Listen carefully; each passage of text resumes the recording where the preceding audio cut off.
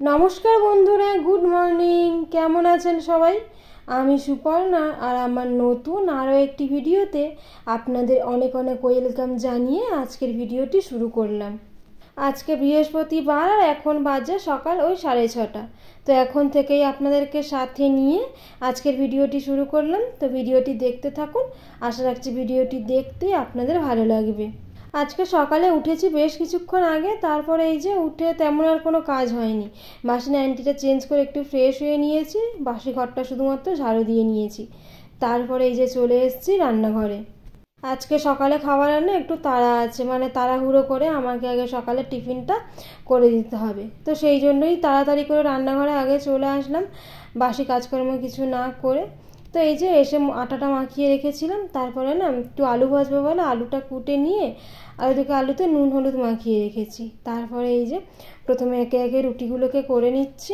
আসলে না কালকেই বলে রেখেছিল যে আজকে একটু সকাল সকাল বেরোবে, তাড়াতাড়ি আমি যেন খাবারটা করে দিই। তো সেই মতোই না আজকে আর ওই জন্যে সকালবেলা উঠে অন্য কোনো কাজে হাত দিইনি। ওই বাসি ঘরটা না ঝাড়ু দিলেই নয়, সেটুকুনিই করেছি। তারপরে এই যে রান্নাঘরে এসে ভাবলাম আগে রান্নাঘরের কাজটা করে নিই। তারপর তো সারাদিন আছে, সারাদিন ধরে তো কাজ টুকটাক করে চলতেই থাকবে। তো এই যে ওইদিকে না রুটিগুলো হয়ে গেছে, তারপরে একদিকে আলু ভাজাটা বসিয়ে দিয়েছি, তারপরে এই যে এইদিকে চাটাও করে নিচ্ছি। ওইদিকে না চাটা যতক্ষণে হচ্ছে চলুন দেখি খাবারটা রেডি করে নিই। রেডি বলতে ওই রুটি আর আলু ভাজা সঙ্গে একটু চা, এই ছিল আজকে সকালের টিফিন। তো ওই টিফিনপত্র করে নিয়ে একটু চা খেয়ে নিয়ে আর এই যে এবার ঘরের কাজে হাত দিয়েছি। তো প্রথমেই চলে আসলাম ছোট ঘরে। তো এই ঘরটা আগে গুছিয়ে নিই জানেন, কারণ রিমি ঘুম থেকে উঠে আবার এই ঘরেই হয়তো পড়তে বসবে, সেই জন্য ভাবলাম এই ঘরটা একটু ফাঁকা আছে, তো এই ঘরটায় আগে গুছিয়ে নিই। তো এই জানালাটা একটু মুছে নিয়ে জানালাটাও খুলে দিলাম। আর বাইরে কি সুন্দর হাওয়া দিচ্ছে দেখুন, ফ্যান না যেন চালাতেই লাগবে না যদি সারাদিন জানালা খুলে রাখা হয়। কিন্তু ওই যে ধুলোর জন্য না সমস্ত দরজা জানালাকে বন্ধ রাখতে হয়, তা না হলে ঘরে এত ধুলো ঢুকে যায়। সেই জন্য না এই সকালের দিকটা একটু অর্ধেক খুলি, তারপরে সেই সন্ধ্যেবেলা খুলি। সারাদিন মোটামুটি দরজা জানালাগুলো বন্ধই থাকে। যাই হোক, আপনাদের সঙ্গে কথা বলতে বলতে দেখুন ছোটো ঘরটা বিছানাটা ভালো করে গুছিয়ে নিয়েছি। তারপর এই যে চলে আসলাম বড় ঘরে। এই ঘরেও বিছানাটা ভালো করে গুছিয়ে নিলাম, বেড কভারটা একটু টান টান করে পাতিয়ে আর বালিশ টালিশগুলো গুছিয়ে নিলাম। তারপরে এই যে এই সাইডে কয়েকটা জামা কাপড় ওইভাবে পড়েছিল, তো এগুলোকে ভাবলাম তাহলে একেবারে ভাঁজ করে নিই, পরে তুলে দেবো গুছিয়ে জায়গা মতো। তবে আজকে না মোছামুছির কাজ তেমন একটা করব না, ওই যতটুকুনি না করলেই নয়। এই কাঁচ টাচগুলো তো ধুলো জমে, দেখতেও খারাপ লাগে, তো ওইটুকুনি কাঁচ যেখানে আছে ওইটুকুনি পরিষ্কার করে নিয়ে আর রেখে দেবো, বেশি মোছামুছির কাজ করব না। চলুন এদিকে কাজ করতে করতে আমার আগের ভিডিওতে যে সমস্ত দিদিভাইরা সুন্দর কমেন্ট করেছেন নামগুলো নিয়ে নিই। সোমা গাঙ্গুলি অ্যাকাউন্ট থেকে দিদিভাই কমেন্ট করেছেন, ভিডিওটা খুব ভালো লাগলো, লাইক দিয়ে পুরো ভিডিওটা দেখিয়ে নিলাম। থ্যাংক ইউ সো মাচ দিদিভাই। এইভাবেই আমার পাশে থাকবেন আর প্রত্যেকটা ভিডিওতে সুন্দর সুন্দর কমেন্ট করবেন। শারমিন লাইফস্টাইল অ্যাকাউন্ট থেকে দিদিভাই কমেন্ট করেছেন, অসাধারণ হয়েছে ভিডিওটা। আপনাকেও অনেক অনেক ধন্যবাদ দিদিভাই, আমার ভিডিও দেখেছেন তারপরে এত সুন্দর সুন্দর কমেন্ট করেছেন। আশা রাখবো আগামী দিনগুলিতেও ঠিক এইভাবেই আমার পাশে থাকবেন। আর এদিকে দেখুন আপনাদের সঙ্গে কথা বলতে বলতে না প্রায় অনেকটা কাজ করে নিলাম। তো এদিকে বড় ঘর ছোট ঘর ডাইনিং সমস্তটা ঝেড়ে ঝুড়ে নিয়ে পরিষ্কার করে নিয়েছি। তারপর এই যে ঘরটা তো বললাম সকাল থেকে কোনো সেইভাবে কিছু কাজ করা হয়নি, তো এখন এই যে ঘর মোছা পুরো ঝেড়ে নিয়েছি। তো তারপর এই যে পুরো ঘরটা ভালো করে একদম মুছে নিচ্ছি। চলুন ওইদিকে ঘর মুছে নিয়েছি আর এই যে এখন চলে এসেছি ছাদে, জামা কাপড়গুলোও কাঁচা হয়ে গেছে, এই যে এবার মেলে দেবো, তাহলেই হয়ে যাবে।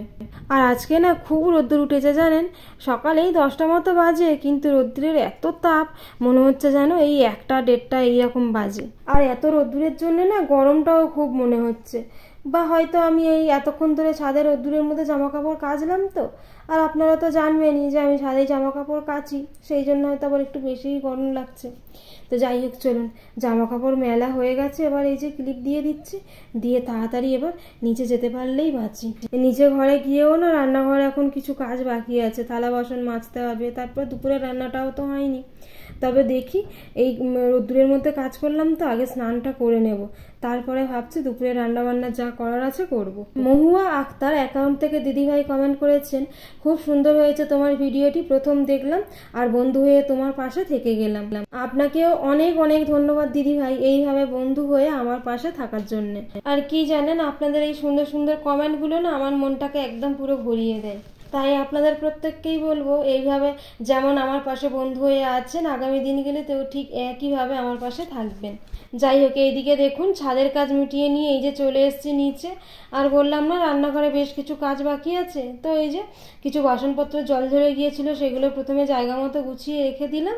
আর এই যে ওই সকালে টিফিনপত্র করেছি তো, সেই জন্যও আবার কিছুটা বাসন মাজাচ্ছিল, সেগুলোকে মেজে নিয়ে আর একদম ওভেনটা এই বেসিনটা না পুরো পরিষ্কার করে নিলাম। তারপরে এই যে বাসনগুলো আবার ঝুড়িতে দিয়ে দেবো, যাতে তাড়াতাড়ি জল ঝরে যাবে, কারণ এরপর আবার রান্নাবান্নাও আছে।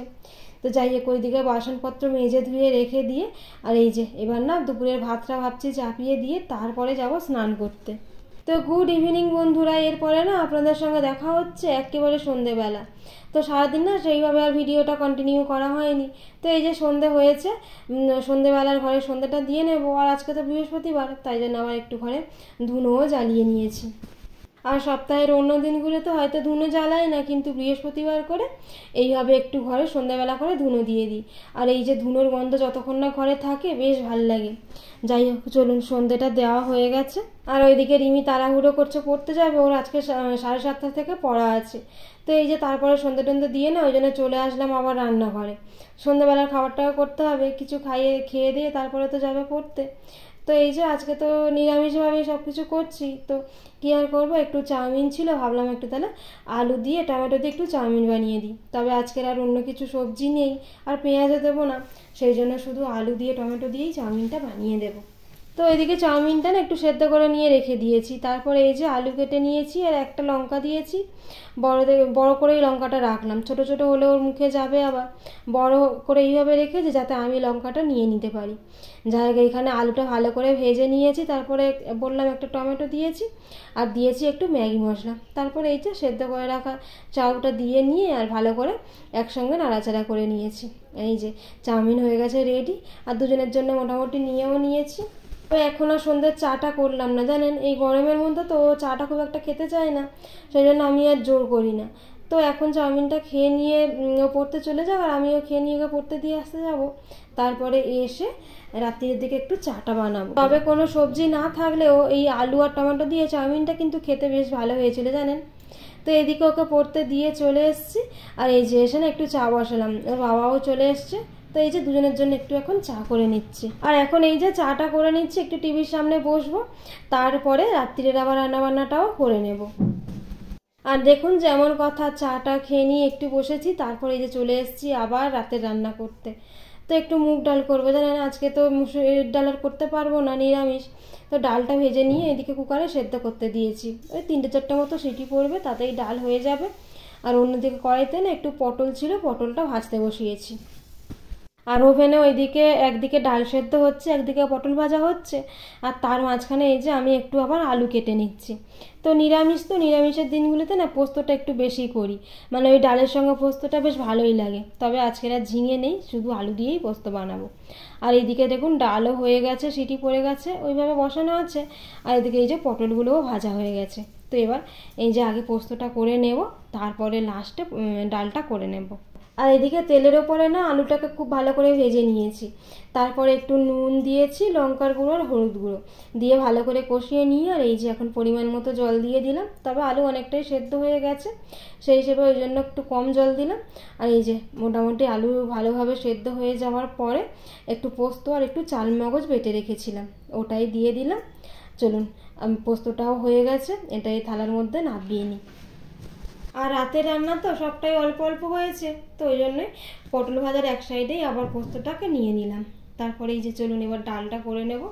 একটু জিরে ফোড়ন দিলাম, শুকনো লঙ্কা ফোড়ন দিলাম, আর একটু কারি পাতা ফোড়ন দিলাম। এইগুলোকে ভালো করে ভেজে নিয়ে তারপরে এই যে সেদ্ধ করে রাখা ডালটা দিয়ে দিলাম, আর এই কুকারটা ধুয়ে একটুখানি জলও দিয়ে দিয়েছি। তারপরে নুন, চিনি আর একটু হলুদ গুঁড়ো দিলাম। এবার ভালো মতো ফুটে গেলে তারপরে ডালটা নামিয়ে নেব। চলুন, এদিকে রান্না বান্নাটা কমপ্লিট, এবার এই যে রাতের খাওয়া দাওয়াটা করে নিতে পারলেই আজকের মতো কাজ শেষ। তো বন্ধুরা, ভিডিওটি আজ তাহলে এখানেই শেষ করছি। আপনাদের সঙ্গে দেখা হবে আবার খুব তাড়াতাড়ি পরবর্তী কোনো ভিডিওতে। ততক্ষণ পর্যন্ত আপনারা ভালো থাকবেন, সুস্থ থাকবেন আর সাবধানে থাকবেন। আর ভিডিওটি কেমন লাগলো কমেন্টের মাধ্যমে আমাকে জানাবেন। যদি ভালো লেগে থাকে তাহলে একটা লাইক করবেন, আর আমার চ্যানেলে যদি নতুন হয়ে থাকেন তাহলে চ্যানেলটিকে সাবস্ক্রাইব করে পাশে থাকতে পারেন। দেখা হচ্ছে খুব তাড়াতাড়ি পরবর্তী কোনো ভিডিওতে। ততক্ষণের জন্য টাটা।